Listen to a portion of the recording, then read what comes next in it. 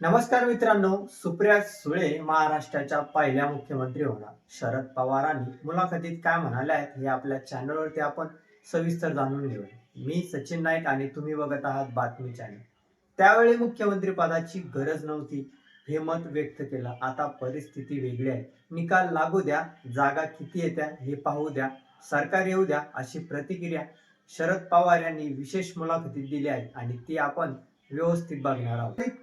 राष्ट्रवादी राष्ट्रवादी काँग्रेस शरदचंद्र पवार पक्षाचे प्रमुख शरद पवार यांनी एका विशेष मुलाखतीत बोलले गेले. मॅनेजमेंट एडिटर मुकेश कुमार शरद पवारांच्या मुलाखती घेतली.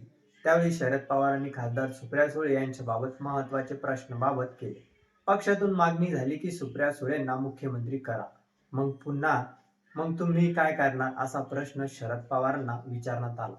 त्यावर शरद पवारांनी बेसूद भूमिका मांडली. यावेळी त्यांनी सुप्रिया सुळे यांना संसदीय राजकारणात इंटरेस्ट असल्याचे सांगितले. तसंच विधानसभेची निवडणूक अजूनही पार पडली नाही, मतदान झालं नाही आणि त्याआधी मुख्यमंत्री पदाचं बोलणं योग्य नसल्याचं शरद पवार यांनी सांगितलं.